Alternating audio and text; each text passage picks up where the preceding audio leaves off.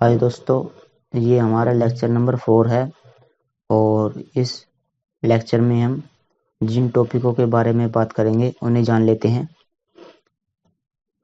देखिए, पहला टॉपिक हमारे पास क्या है, थर्मल रेजिस्टेंस, और नंबर 2 पर हमारे पास क्या है, न्यूटन्स लॉ ऑफ कूलिंग। तो आज हम इन दोनों टॉपिक के बारे में जानेंगे। तो चलिए शुरू करते हैं। देखिए, थर्मल रेजिस्टेंस होता क्या है, इसके बारे में सबसे पहले मैं आपको बता देता हूँ। जैसे कि कोई भी वायर है, ये जैसे कि हमारे कोई भी घर का वायर है और इसमें इलेक्ट्रिक करंट सप्लाई होता है, तो रेजिस्टेंस या इलेक्ट्रिक रेजिस्टेंस क्या करेगा, इसमें से करंट को फ्लो होने से रोकेगा, यानी वो करंट की क्वांटिटी को कम करने की कोशिश करेगा।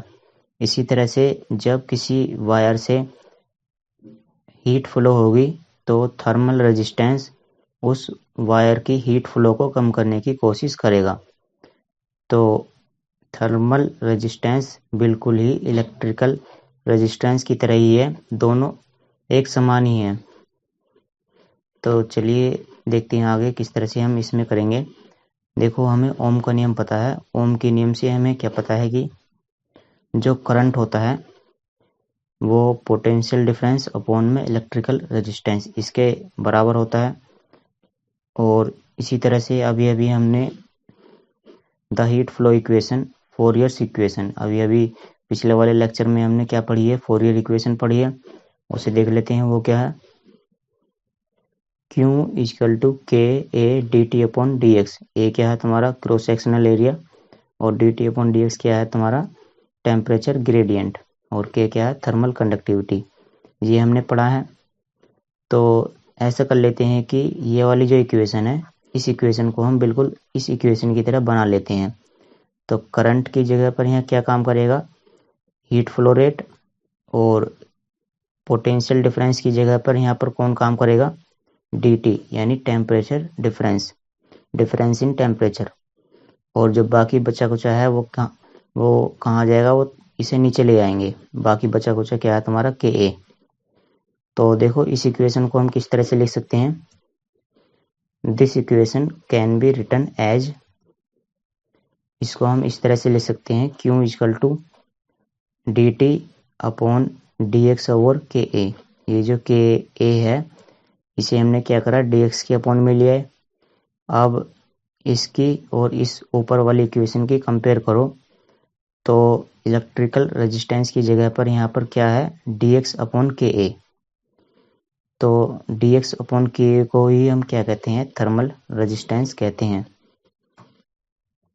तो देखिए आगे, the quantity D X upon K A is called thermal contact resistance R T H.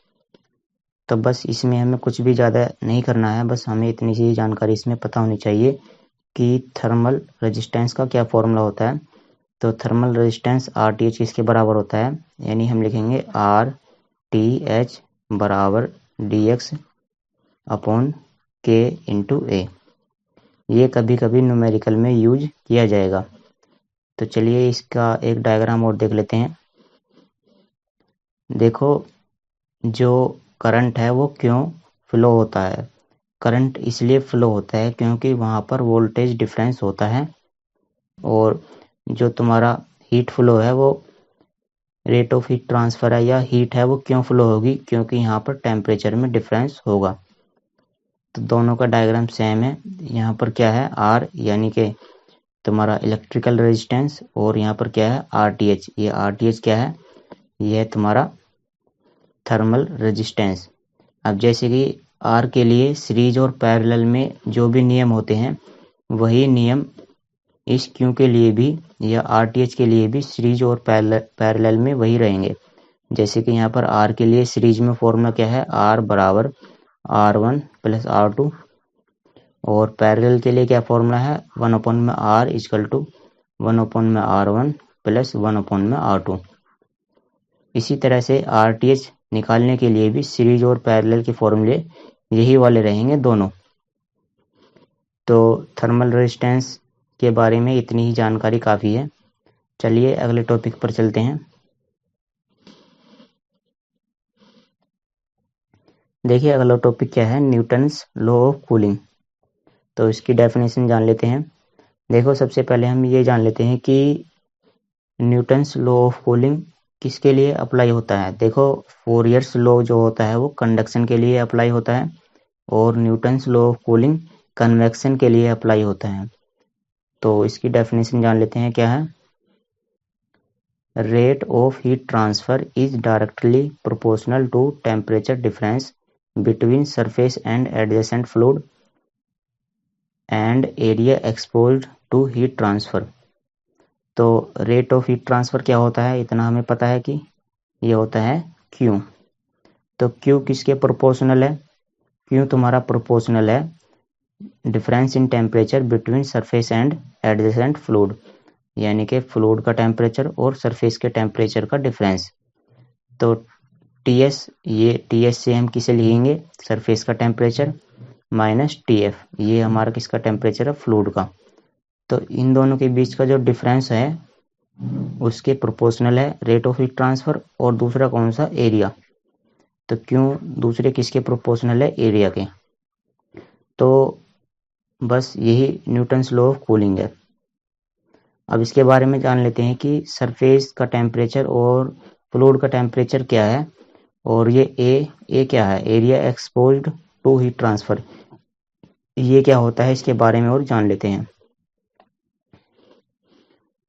देखो ये यहाँ पानी जो गर्म हो रहा है ये कन्वेक्शन का एग्जाम्पल है, और इसमें सरफेस का टेम्परेचर का मतलब है सरफेस, यानी ये जो तुम्हारा यहाँ पर वेजल है, इस वेजल की जो सरफेस का टेम्परेचर है उसे हम बोलेंगे सरफेस टेम्परेचर।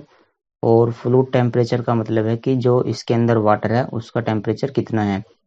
तो दोनों के बीच में जो भी डिफरेंस रहेगा एक तो वो लेंगे हम यहाँ पर, और ए क्या है, area exposed to heat transfer.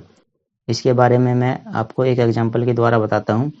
जैसे कि ये कोई भी हमारा वेजल है और इस वेजल के अंदर पानी भरा हुआ है, और इस पानी को हम क्या करना चाहते हैं, गर्म करना चाहते हैं। तो ये हमने एक रोड ली और रोड को हमने क्या करा, इस वाटर के अंदर डाल दिया।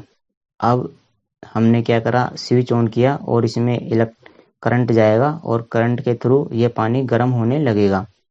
अब यहाँ एरिया क्या है, अब यहाँ पर एरिया जो है वो क्रॉस सेक्शनल एरिया नहीं है।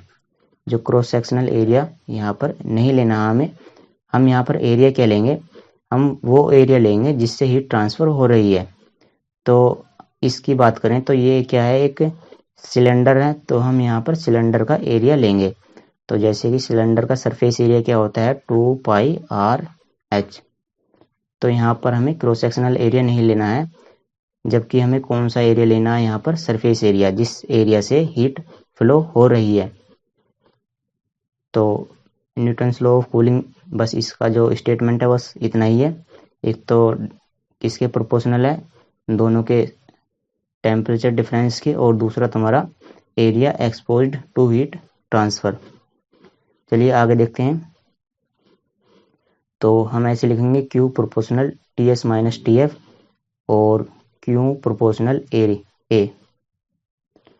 तो इन दोनों को अगर हम मिला देंगे तो क्या बन जाएगा, Q proportional A into TS minus TF। और उसके बाद देखिए यहाँ से हमने प्रोपोर्शनल साइन हटाया तो यहाँ पर क्या आ जाएगा, H क्या होता है यहाँ पर, हीट ट्रांसफर कोफिशिएंट। वो तो होता है थर्मल कंडक्टिविटी, और यहाँ पर H क्या है, हीट ट्रांसफर कोफिशिएंट। अब चलो आगे देखते हैं, इनके बारे में लिख लेते हैं। ये कौन कौन से वेरिएबल हैं। Q क्या है, rate of heat transfer. A क्या है, area exposed to heat transfer, यानी जितने एरिया से हीट ट्रांसफर हो रही है। TS क्या है, सरफेस टेम्परेचर। TF क्या है यहाँ पर, फ्लूइड टेम्परेचर। और H क्या है, हीट ट्रांसफर कोफिशिएंट। तो न्यूटन्स लॉ ऑफ कूलिंग केवल इतना ही है, इसके बारे में हम इतना ही जानेंगे।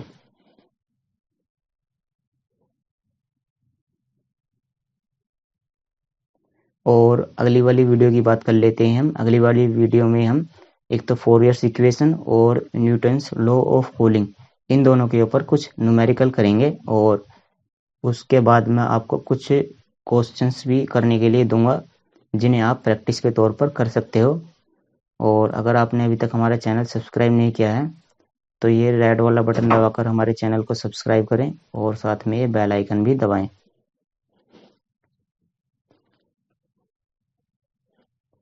मिलते हैं अगली वाली वीडियो में।